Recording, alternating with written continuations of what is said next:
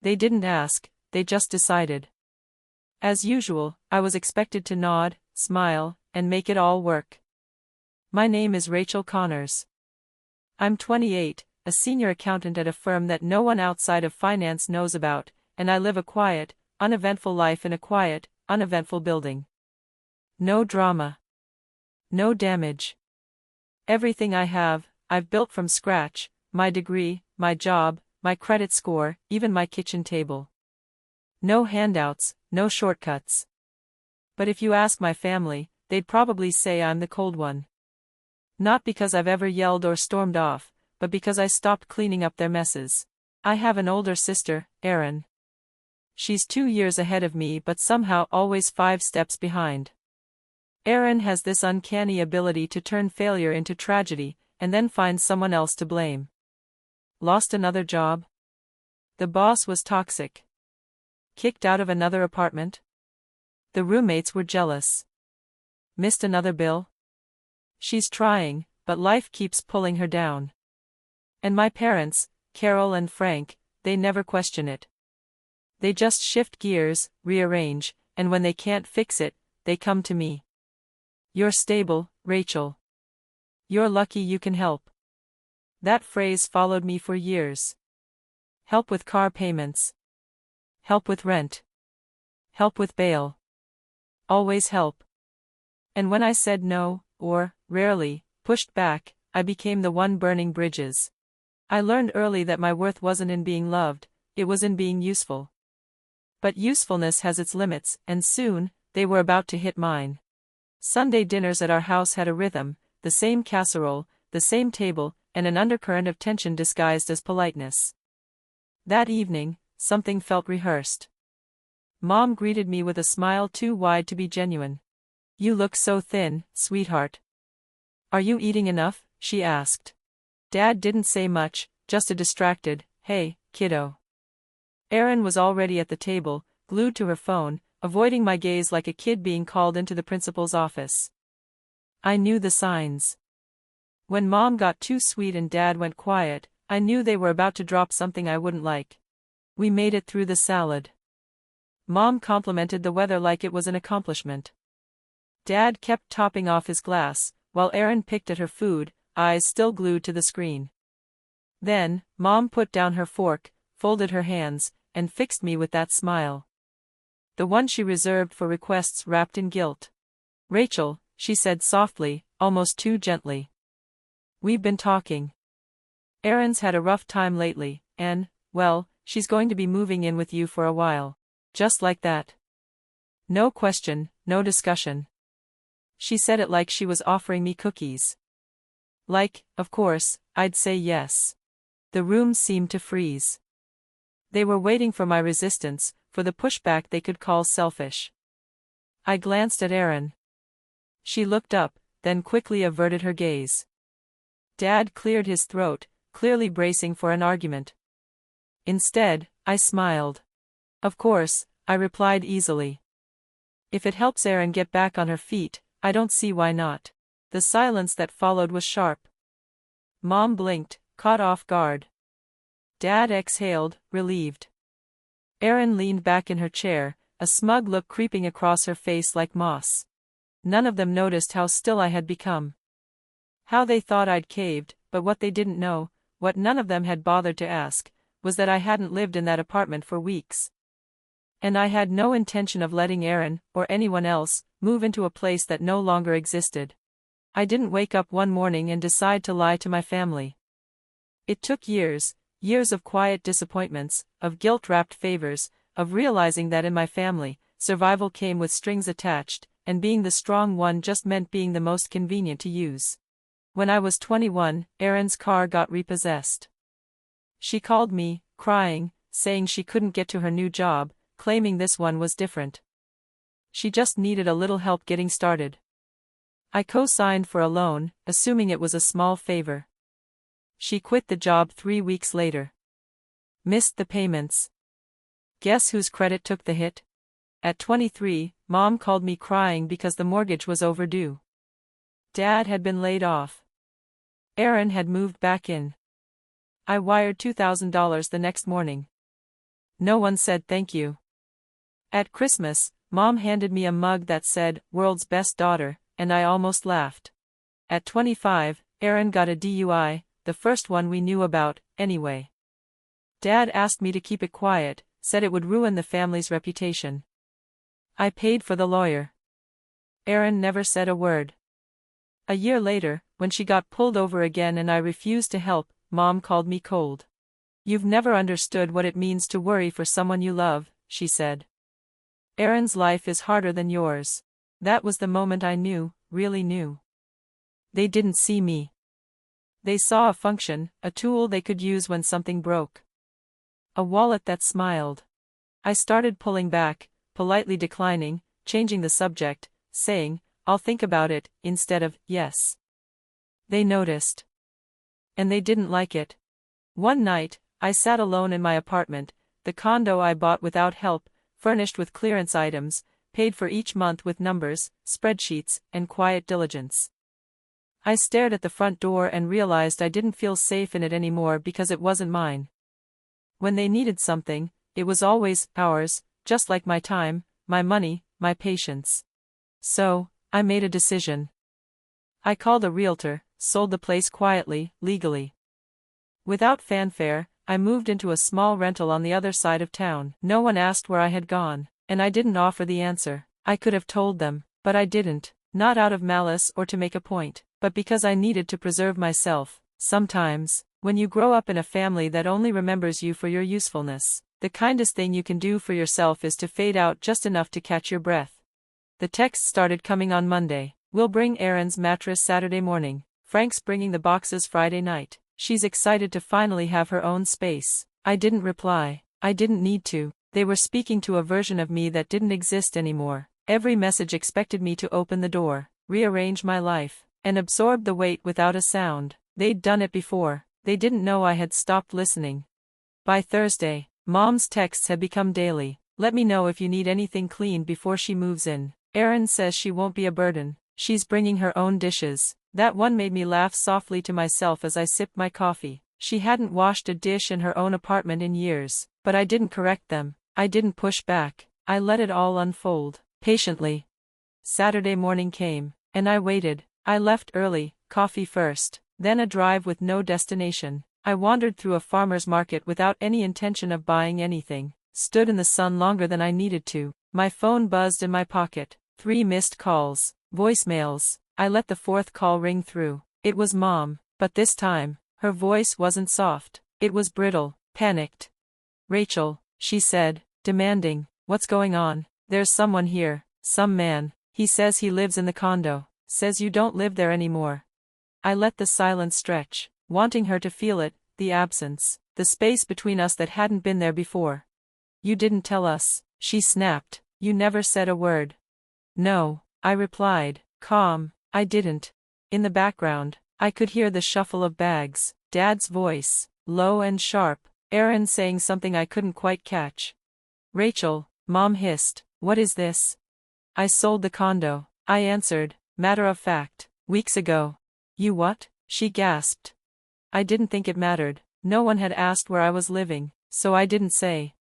There was a moment of stunned silence. I could picture them, standing there on the porch, bags in hand, arms crossed, realizing they'd planned an invasion at the wrong address. Then Dad's voice broke through. "You lied to us. You said she could move in." I replied, "If it helps Aaron, I don't see why not." I didn't add where. Another long pause, a sharp intake of breath from Mom and Aaron. Finally, Mom's voice cracked. "So what? We're just supposed to figure it out now?" She sounded young when she said it, not angry, just lost, and for a brief moment, I almost answered, but I didn't, because they didn't understand. I hadn't changed the locks out of spite. I hadn't sold the condo to make a statement. I did it because I was tired of living in a place that never felt mine. I did it because I deserved to walk into my home and not brace for the next demand. Sometimes, the kindest thing you can do for people who won't change is stop making room for them. They thought that was the end of it. They were wrong. By evening, they were standing at my door. I knew they'd come. Even as I sipped my coffee that morning, even as I let their voicemails pile up, I knew Mom wouldn't give up. She'd either dig, call someone, or show up just to prove that no matter how far I moved, I was still their tether, still reachable, still obligated. The knock came at sunset, 3 quick, clipped hits, the kind you make when you're trying to stay polite but can't hold it together anymore. I looked through the peephole. Mom, Dad, Aaron, and a trunk full of boxes parked on the curb like it was moving day. I opened the door halfway. "You found me," I said flatly. Mom was flushed, lipstick faded, her hair messy from running her hands through it too many times. "We tried calling," she said, her voice tight. We didn't think you'd be here." "It's my apartment," I said. "But you said," Dad's voice rose now, "you said she could move in. Now we're standing here with all her stuff, and you're acting like we're strangers." I stayed where I was, calm, not raising my voice. "I never said she could move in here," I replied. "I said, if it helps Aaron, I don't see why not. That was at the old place. If you recall, I don't live there anymore." Aaron stepped forward, crossing her arms. Her cheeks were flushed, not from embarrassment, but from fury. "This is petty, Rachel. You always act like you're above everyone else, but this is just cruel." I tilted my head, considering her. "You packed up your life, crossed the city, and showed up to someone's apartment without even checking to see if it still existed. That's not cruelty, that's entitlement." Aaron's voice cracked. "You're my sister." "Yes," I said, cool, "and you've spent years confusing that with free housing." Dad stepped between us, his voice laced with warning. "Enough, Rachel, we're not leaving. We've put up with enough from you. You owe this to your sister." There it was, the "oh" word, the one that hung unspoken. Oh, as if every dollar I'd paid, every hour I worked, every sleepless night spent fixing problems I didn't cause had been tallied somewhere, as if I'd signed some contract that bound me to be the one who always gave. I stepped back, reached for my phone. "What are you doing?" Mom asked, eyes narrowing. I didn't answer. I dialed 3 rings, then 911. "What's your emergency?" My voice stayed steady. "Yes, I have family members outside my apartment who are refusing to leave. They're not on the lease. They weren't invited. I'd like to report a trespassing issue." Aaron's mouth dropped open. Frank muttered something low and sharp. Mom looked like I'd slapped her. "Rachel," she said, almost pleading, "you're calling the police on your own family?" I kept my voice even. "I asked you to leave. You didn't." The dispatcher asked for my address. I gave it without pause. Aaron's voice trembled with fury. "You're going to ruin everything. Do you have any idea what people are going to say?" "Yes," I said, "they'll say I finally stopped opening my door." Mom blinked, her voice dropping to a threadbare whisper. "You used to be kind." I didn't flinch. "And you used to notice when I was hurting." The silence that followed was thick, not empty. It held every ignored boundary, every favor mistaken for obligation, every quiet yes that should have been a no. The patrol car arrived 10 minutes later. A female officer stepped out, calm and composed, one hand near her belt but relaxed. "Good evening," she said. "We got a call about trespassers." I raised a hand. That was me. She looked over at my family, at the packed car, the tense shoulders, the unspoken entitlement. "Ma'am, sir," she said firmly, "I'm going to have to ask you to leave the premises." "This is our daughter," Frank said, like it was a passcode. The officer didn't blink. "And this is her residence. You don't have the right to be here without her permission." Aaron looked ready to cry or throw something, maybe both. "You're going to regret this, Rachel." "No," I said, "what I regret is everything I did to avoid this moment. This is the first thing I don't." The next morning, I woke to 12 missed calls, 5 from Mom, 2 from Dad, the rest from numbers I didn't recognize, cousins, maybe, family friends I hadn't spoken to since high school. Then the texts began.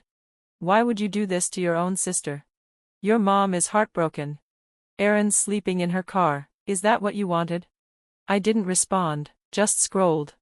Eventually, I found it, a Facebook post from Mom, public, of course, 3 paragraphs, heartbreak emojis scattered like punctuation, a photo of Erin as a toddler, cradled in someone else's arms. "We raised our daughters to love each other, but one of them has forgotten what that means. Rachel, so successful, so fortunate, has chosen to turn her back on her family in our time of need. We're devastated. Erin didn't deserve this. None of us did." Hundreds of likes, dozens of comments from people I hadn't seen since I was 12. Heartless, cold, so disappointing. It wasn't new, just louder. I stared at the screen for a long time, then, without drama, without hashtags, I posted back. A thread. Screenshot of a $2,000 transfer to cover the mortgage. Screenshot of my name on Erin's car loan, then the collections notice. Photo of the lawyer's invoice from her DUI. A timeline of every, just this once, favor since I was 21. Proof of the condo sale. And finally, a screenshot of a message from Erin, 2 years ago, calling me a boring robot because I wouldn't let her crash, just for a month. I ended with one line.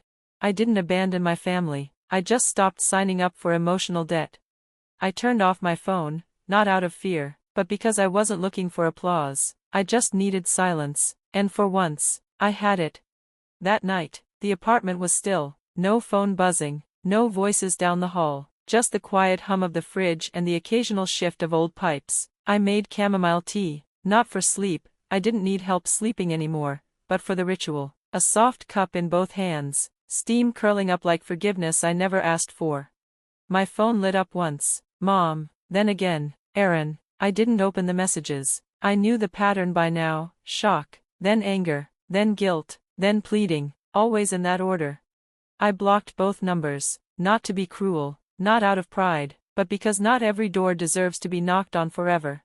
I stepped onto the balcony. The air was cold, but not biting, the kind of cold that reminded you you're still alive. Below, the city moved along, headlights weaving, someone walking a dog in a coat far too warm for spring. A neighbor on a lower floor waved. I waved back. It was small, but it felt more real than most things I'd done out of duty. Inside, I turned off the lights one by one. Living room, kitchen, hallway, no family photos, no clutter, just space, just mine. I didn't feel triumphant, I didn't feel cruel, I wasn't broken or bitter, I just felt done. Done performing.